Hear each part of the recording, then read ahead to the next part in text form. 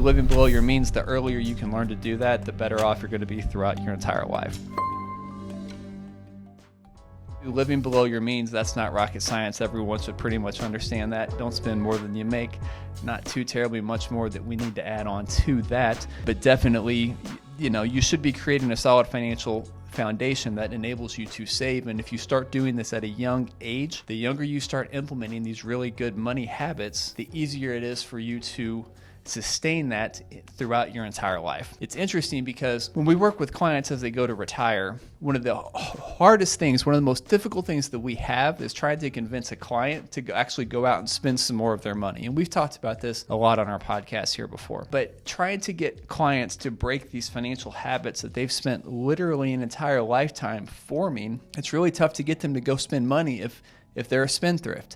If they're not used to spending a certain amount of money per year, it's really, really difficult for these clients to go out and start cutting checks for things that they want to do. Perfect example, we had a client walk in, or not a client, they are an existing client when they came to us, but they're probably worth north of $2 million.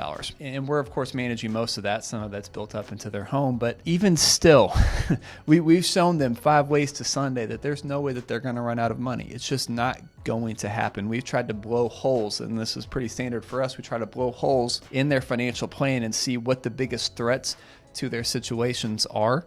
There really aren't none. I mean, this client, the way that they've established their routines, the way that they've spent money throughout their entire life, they just have a saver's mentality, and it's become really difficult for us to try to convince them to feel free or to have the freedom to go spend the money that they've spent this lifetime accumulating. But definitely living below your means, the earlier you can learn to do that, the better off you're going to be throughout your entire life.